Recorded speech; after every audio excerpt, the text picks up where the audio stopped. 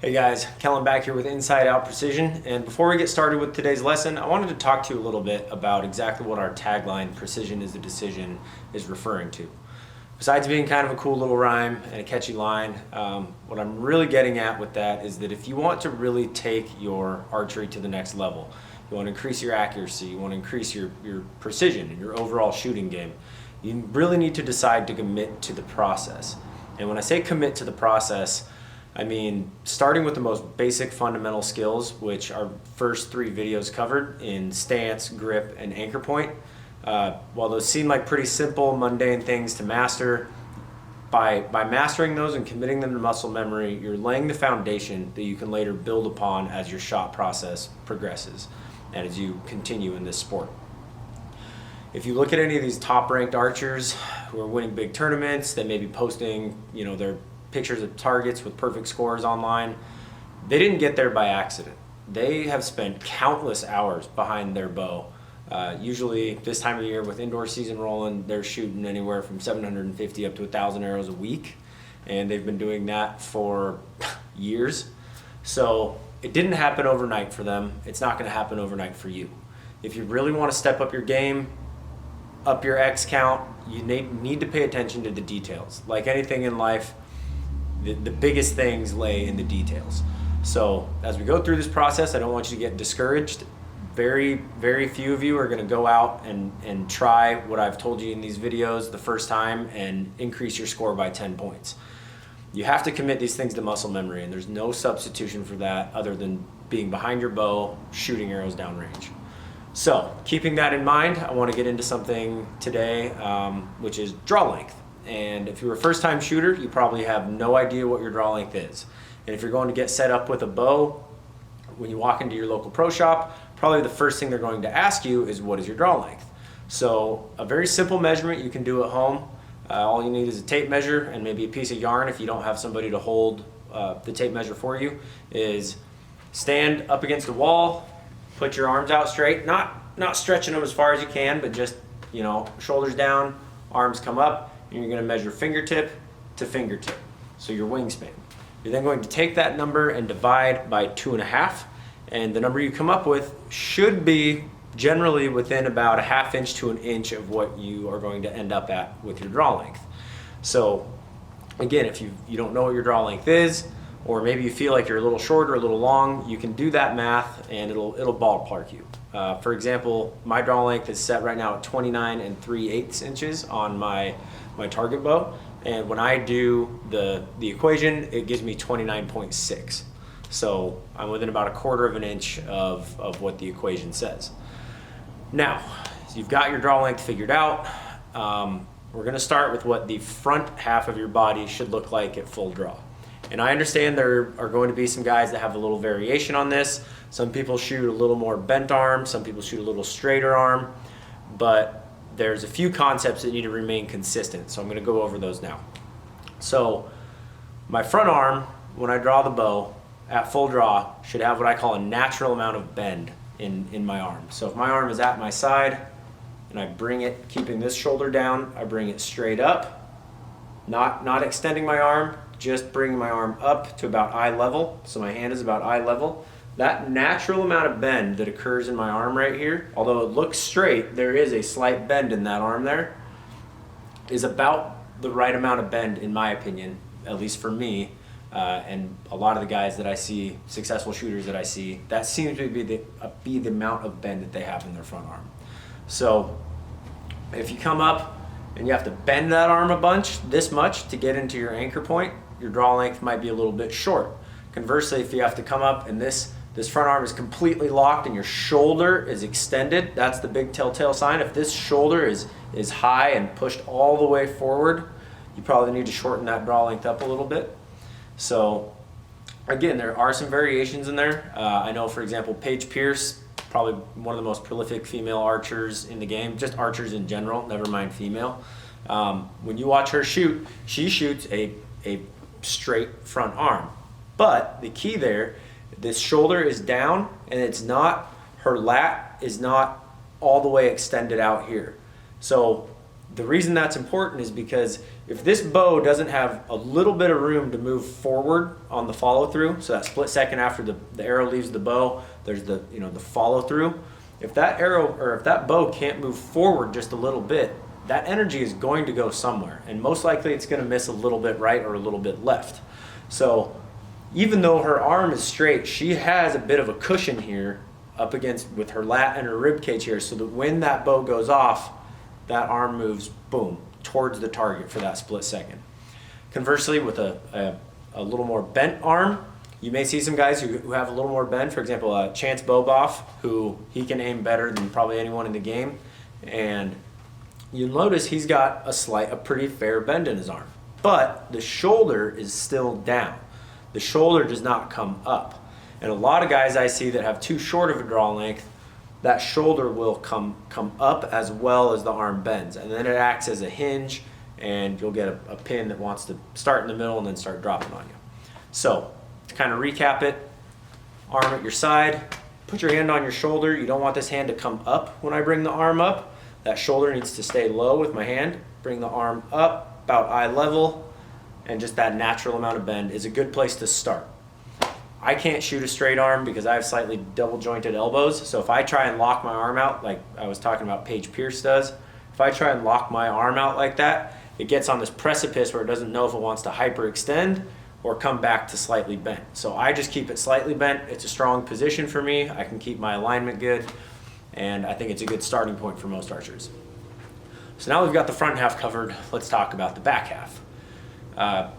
We've talked about our anchor point in previous videos, and having a correct draw length is pretty pivotal to having a correct anchor point. So when I bring my bow up to draw, front arm comes up, that amount of bend, and I come back. When I get to full draw, my torso is straight, my head is up over my spine. I'm not leaning back here or coming in like this. Everything is in a straight line here. When I get to full draw, I should be able to bring that string right into my face. That elbow comes back, and you can see here that my elbow, my front hand, and my forearm are parallel with my front arm and the arrow. And so what that does is that means everything is pulling in a straight line with one another. Now, there's a couple identifiers and what I call, body edits or guys that have to kind of scrunch in to get into their peep, or maybe that's too long of a draw length and they have to lean back. So here's a couple things to look for in your back half that might help you identify if your front arm feels good, everything feels good here, but you feel a little scrunched up in the back or you feel a little extended in the back. These are some things to look for. So short draw length, definitely a little harder to identify in the back half, but there's one pretty telltale sign.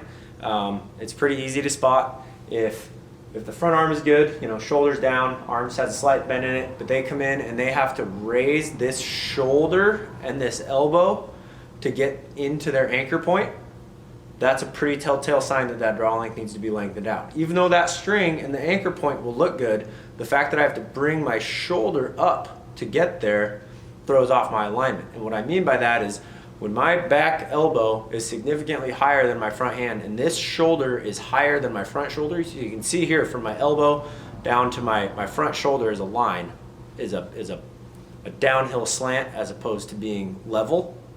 What happens is when I start aiming, I put my finger on the trigger, or if I'm shooting a hinge, I start to pull through that shot, and as I pull here, this arm acts as a hinge because I'm putting downward or upward pressure on that hand, so it's pulling that hand down. It's shoom, and that's an exaggerated motion, but that's what's going to happen at a smaller level at full draw. So that's a pretty easy one to spot. A little bit harder one to spot is when a guy comes back, and even this is level, but they have to bring this shoulder in like this to get that elbow up. So while we want the back to load, and we want some contraction in your rhomboid and your scapula there, which we'll get into in later videos, I'm not sucking it in close to my body here. Everything needs to be able to be down and relaxed. So if you come into full draw, and the best way to look at this is just put up a full-length mirror, or if you have a camera in front of you, set the camera up and film yourself for 10 or 15 arrows, and look for inconsistencies and look for common themes. And if you have to come in and draw and you have to do this little number to get into your anchor point like this, and everything feels scrunched up, chances are your draw length is a little too short. A short draw length, it's just uncomfortable to shoot for any extended period of time. If you're a right-handed shooter and after 40 or 50 arrows, you're really, really tight through your neck and trap right here, you either need to work on just lowering that shoulder if it's not a draw length issue, or most likely it could just be a quarter or a half inch, but you might need to get that draw length lengthened out just a little bit so you can get that shoulder down and in position there. If you're a left-handed shooter, obviously it'll be the left side of your neck. It's gonna be that back half. So those are some identifiers for a short draw length. Now, a long draw length is pretty easy to identify. In the front half, so if my back half looks good, my anchor point's good, and my forearm here is level. If my back half looks good, but I have to bring my head back here to see through it, to where my head is not in line with my spine and right between both shoulders, I have to come, see guys, they draw and then they have to go like this to get into their shot. So see, now I'm leaning back, which brings this shoulder up, which again is going to cause aiming issues. You'll see some pro shooters who it does look like they're leaning back a little bit. And the reason for that is there's kind of a trend recently where these guys are shooting an insane amount of weight on their stabilizers. So they'll have, 25 to 30 ounces of weight on their front bar and, 36 or more on the back. I mean, we're talking, multiple pounds in stabilizer weight, and they basically have to use their body to kind of counteract that bow. Now, again, they've been shooting for a really, really long time. This is not something that I would recommend for anybody to necessarily try right out of the gate, but just, if you watch a couple guys, Rio Wild's one of them, Chris Perkins is one of them, they've got a little bit different form than what, you're gonna see a lot of shooters have. So back to identifying a long draw length. So again, if you have to lean back to get into it to where my torso is no longer in a T, my hips are in front. I'm actually gonna zoom out a little bit so you can see here. So if my hips and my shoulders, full draw should be in a straight line, and this shirt actually has a great line of buttons to help display that. But if I have to kick those hips out towards the wall or towards the target, and I'm leaning back here, draw length's probably could be a little too long, or you might just need to work on your posture. The easiest one to tell is just this back elbow dipping. So front half looks good, but I draw back and this hand comes back past my face here, which is what we call a floating anchor, or usually I'd be tight against the jaw right in here. If this hand comes back and is floating, and this elbow, the wrist breaks and this elbow drops. And as soon as that happens, it takes all the load out of my back, which is a big, strong muscle that doesn't fatigue nearly as quickly as your arm muscles. It takes that load out of my back and transfers it right into my bicep. And you can try this with your bow, even if your draw length is set right. Just come in, break that wrist and do what we call chicken winging, which is, instead of having that everything in a line there, you drop that elbow, you bend that wrist and bring that elbow outside of your front shoulder alignment. You'll immediately feel that load in your bicep, and it's much, much harder to hold these bows steady with your bicep muscle. So those are some identifiers for longer draw length.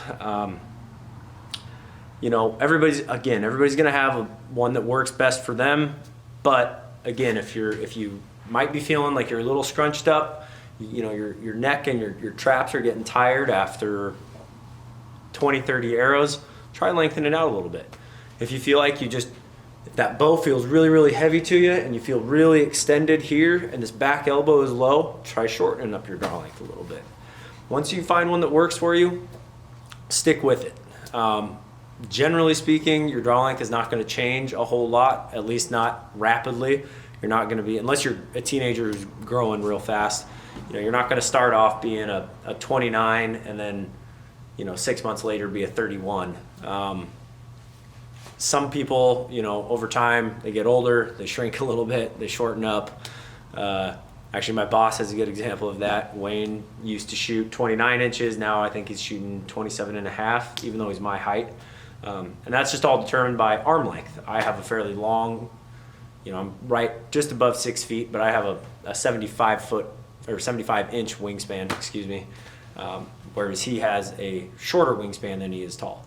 So even though you might be, you know, 6'4", if you have really short arms, you might be a 29 or 30 inch draw, whereas a guy who might be 5'10" but has really long arms relative to his body might be a you know, 30 inch draw. So again, lots of ways to play around with it out there, but hopefully this video gives you a little insight as to how to identify your draw length, and then if you know you've been shooting and something doesn't feel right, what to look for to give you clues as to which way to move it. So again, thank you guys for watching. We appreciate it so much. Please feel free to comment. We really like feedback. We really like questions. I will do my best to get back to you as fast as possible. Hit the subscribe button below, and remember, precision is a decision.